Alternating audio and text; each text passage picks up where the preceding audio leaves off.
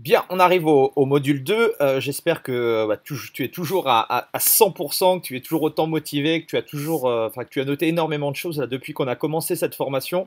Et j'aimerais surtout, en fait, c'est surtout ce changement d'état d'esprit qui est important à avoir. Je te saoule depuis le début avec ça, mais honnêtement, pour être passé par différentes situations, différentes frustrations, et toutes ces choses-là, c'est vraiment ce qui a permis de débloquer beaucoup de choses, des freins que j'avais. C'est souvent des freins que l'on a personnellement qui font qu'on n'arrive parfois pas à avancer. C'est pas un problème de forcément de compétences parce que tout ce que je te donne, c'est des choses peut-être que tu connais déjà, mais qu'on a du mal à appliquer sur le terrain, tout simplement parce qu'on a des barrières. Alors, dans ce module 2, on va parler ensemble de prospection.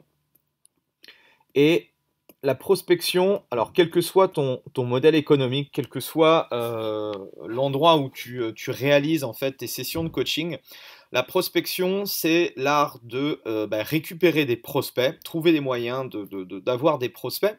Et je voudrais te donner quelques éléments en vrac un petit peu qui vont aussi te permettre, alors comme je ne te connais pas personnellement et que je ne travaille pas avec toi en consulting privé, c'est difficile de te donner un axe, un plan d'action individualisé et personnel, mais dis-toi que toutes les petites choses que je vais te donner, je pense que ça va te faire, ça va te permettre déjà peut-être de renforcer certaines choses, de te donner d'autres idées pour que tu puisses les implémenter dans ton activité.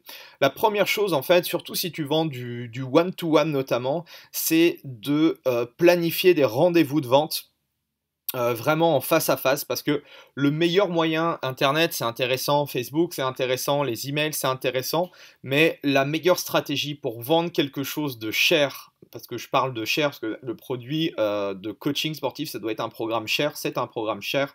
euh, Tu auras beaucoup plus de succès, surtout au début, surtout si aujourd'hui tu as un petit peu de temps parce que tu démarres ou tu galères un peu à avoir des clients. Rencontre en fait tes prospects, rencontre-les, soit si tu as un studio ou si tu es dans un club, rencontre-les dans l'endroit où tu vas les coacher. Ou si tu fais de l'outdoor ou du domicile, tu prends un lieu un peu un lieu neutre, peut-être dans un petit, je sais pas, dans un café, dans un salon de thé, un petit truc sympa et invite justement cette personne-là, ce prospect, à un rendez-vous de vente. Donc moi, j'insiste beaucoup, prends des rendez-vous,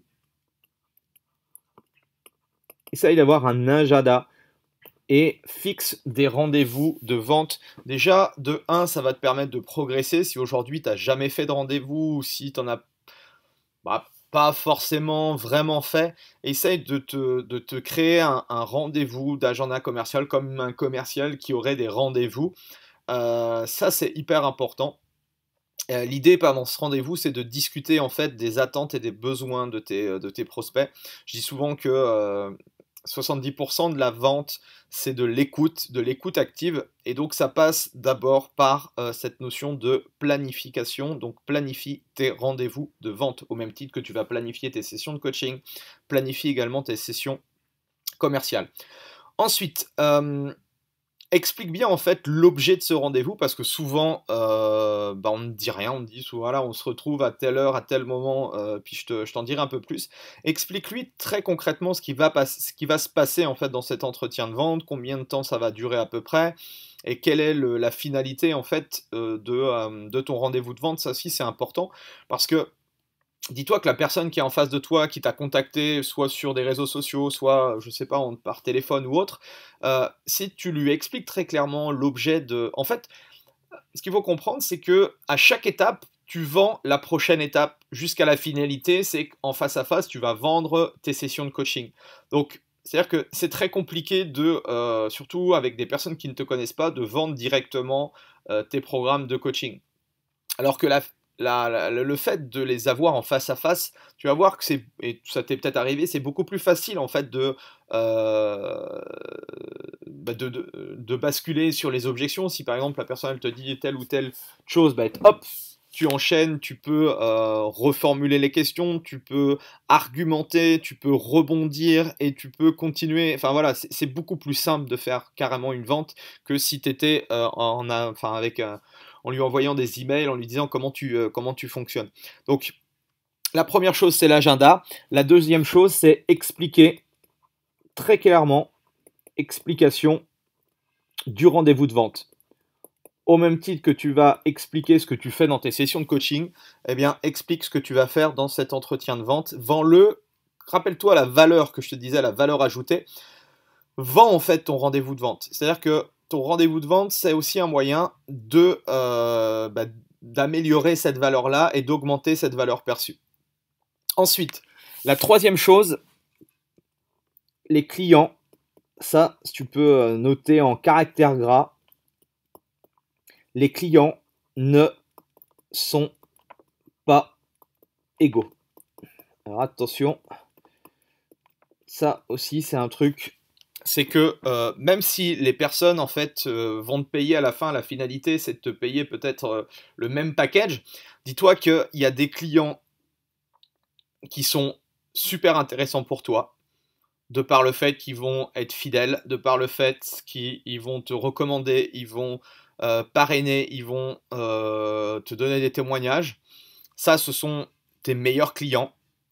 Et tu as toute une autre catégorie de clients qui sont très chiants, qui, à chaque fois que tu vas faire quelque chose, ils vont toujours essayer de grappiller, qui vont t'envoyer d'emails, qui vont te faire perdre du temps considérable. Donc, moi, le conseil que je peux te donner par rapport à ça, parce que j'en ai eu, j'en ai de moins en moins parce que déjà j'arrive à filtrer. Et je sais aussi aujourd'hui les personnes que je veux et les personnes que je ne veux pas. Mais ça aussi c'est important. Essaye de regarder un petit peu si aujourd'hui tu as des clients, ben, quel type de clients sont les plus intéressants pour toi. Essaye de déterminer leurs caractéristiques de telle façon quand tu vas avoir des entretiens de vente, de pouvoir les sélectionner, d'accord, et de leur dire que ben, tu n'acceptes que des clients qui sont motivés, par exemple, à réussir, qui sont motivés à avoir des résultats, qui sont motivés à mettre en place ce que tu as réellement envie de mettre en place avec eux. Parce que, alors bien sûr que un client c'est bien parce qu'il te donne de l'argent. Le seul souci c'est que, alors quand on démarre, on sélectionne, on prend un petit peu de tout, mais dis-toi qu'en fait tu vas t'apercevoir que ça va être néfaste à moyen terme, même à court terme, ça va être néfaste pour toi parce que ce sont des gens qui vont te prendre du temps, ce sont des gens qui vont te donner, qui vont te bouffer l'esprit, ce sont des gens qui vont toujours pinailler pour tel ou tel truc que tu vas mettre en place. Enfin bon, bref, et puis surtout, c'est des gens qui vont pas appliquer aussi ce que tu vas mettre en place et c'est super, super, super chiant. Donc, note ça dans un coin de ta tête. Si tu as déjà des clients, si tu as déjà un business établi, tu dois savoir ce que je dis là maintenant. Si aujourd'hui tu n'as pas du tout de clients, tu démarres, dis-toi qu'il va falloir sélectionner à très vite ou dis-toi qu'il va falloir capitaliser assez rapidement sur tes meilleurs clients pour essayer de n'avoir que des très bons clients. Autre chose importante, essaye de savoir si ces prospects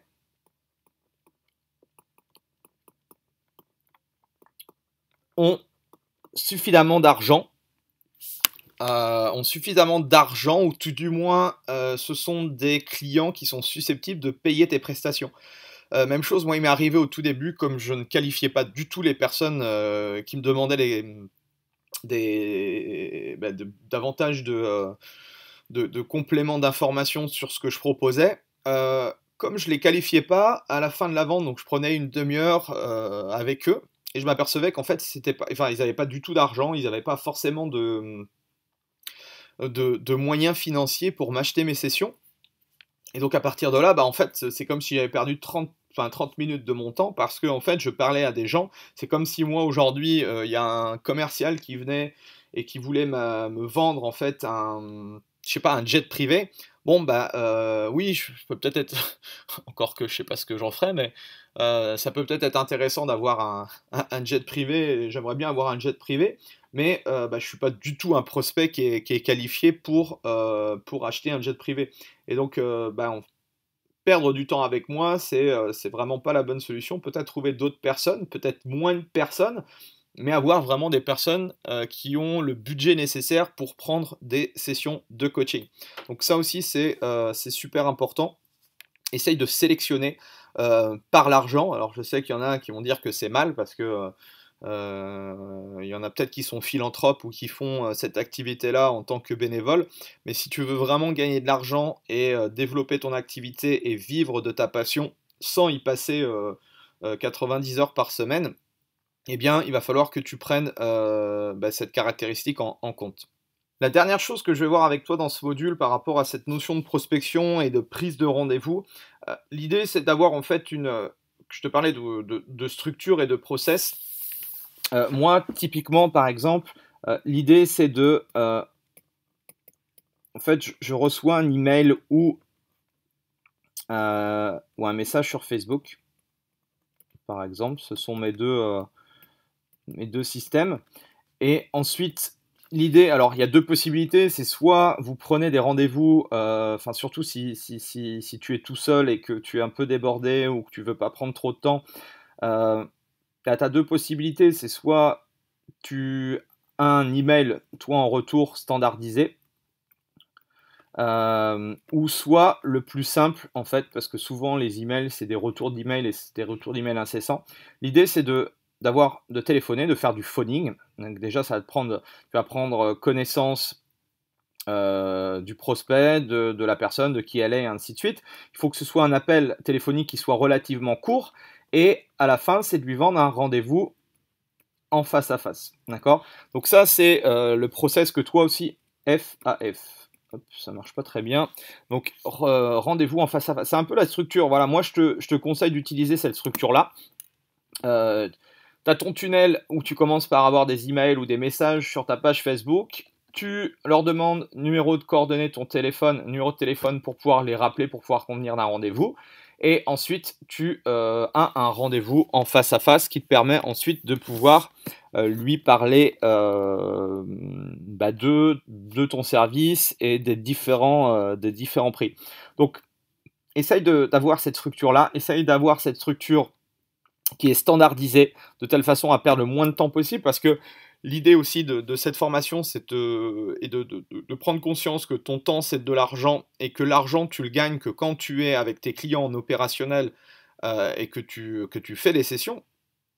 Là, tout ce qui est prospection et tout, bah, tu n'es pas payé en fait pour faire de la prospection. L'objectif, c'est que la finalité du truc, c'est que tu gagnes de l'argent grâce à ça. Donc moins tu vas perdre de temps, plus tu auras des process de fonctionnement, moins tu perdras de temps et plus ce sera efficace pour toi. Donc ça, c'est aussi hyper important dans cette notion de prospection. Ce que je voulais te dire, c'est prépare-toi. La préparation est super, super, super importante. C'est-à-dire que quand tu décides de planifier des sessions de vente, entre guillemets, soit de phoning, soit de choses comme ça, cherche à être préparé. La préparation, c'est le meilleur moyen de réussir, au même titre que quand tu donnes des sessions de coaching. Je pense que tu as préparé une session pour ton client.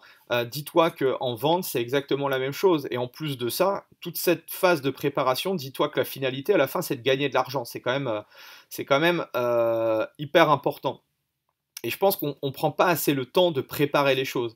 C'est-à-dire que même chose, avant un entretien, un rendez-vous de vente, tu dois peut-être te remémorer ta structure, ta méthode de travail pour ne rien oublier. Surtout au début, quand c'est un peu, moi je fais un peu le parallèle aussi, parce que j'ai eu l'occasion de travailler avec les SMIL, j'ai donné pas mal de cours collectifs. Si par exemple tu n'avais pas ta chorégraphie en tête, tu faisais un cours complètement pourri.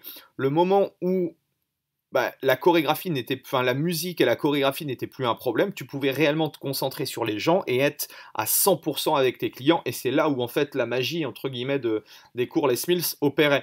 Et la vente, c'est exactement la même chose. Si tu n'as pas la structure dans la tête, si tu sais pas du tout la méthodologie que tu vas utiliser, tu vas droit dans le mur, tu vas droit à la catastrophe. Alors des fois, tu vas t'en sortir parce que tu vas bidouiller un peu, mais tu vas voir que le jour où tu auras pris conscience que la vente, au même titre que ta séance de coaching, la structure et la préparation et l'entraînement sont aussi importants que l'acte lui-même, et ben tu vas voir que ton business va complètement, complètement, complètement exploser. Enfin voilà, c'était vraiment ce que je voulais te dire dans ce module-là sur la prospection. On revient un petit peu par rapport à ça. Donc, et une structure. Alors moi, si je te l'ai donné, email, message Facebook, du phoning et ensuite du rendez-vous. pense avoir un agenda spécifique où tu notes en fait tes rendez-vous, parce que tu vas avoir des rendez-vous commerciaux, tu vas avoir des rendez-vous de coaching, donc il faut vraiment être structuré parce que sinon tu vas avoir des amplitudes énormes. Cherche à expliquer, vends aussi ton rendez-vous de vente. C'est le meilleur moyen d'augmenter ta valeur ajoutée, ta valeur perçue. Et dis-toi que tes clients ne sont pas égaux, qu'il faut absolument assez rapidement que tu détermines en fait tes meilleurs clients. Bien sûr qu'au début, si tu as pas de clients, bah, tu vas faire comme tout le monde, tu vas prendre tous les clients, tu vas te bouffer des clients qui sont vraiment chiants.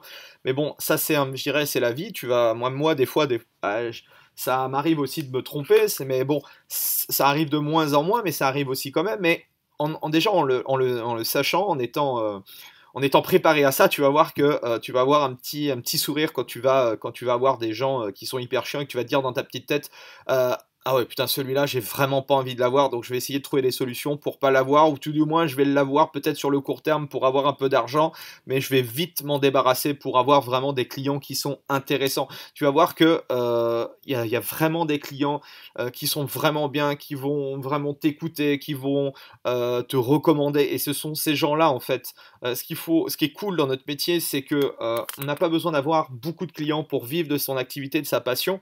Il faut avoir un système, en fait, qui te génère continuellement de nouveaux clients, mais tu vas voir que tu en as besoin de très très peu pour vivre correctement ta vie. Enfin voilà, on se retrouve nous dans le module 2, je crois, je sais plus, ouais, dans le prochain module, pour te parler de la vente et te continuer à te donner des stratégies intéressantes pour vendre mieux.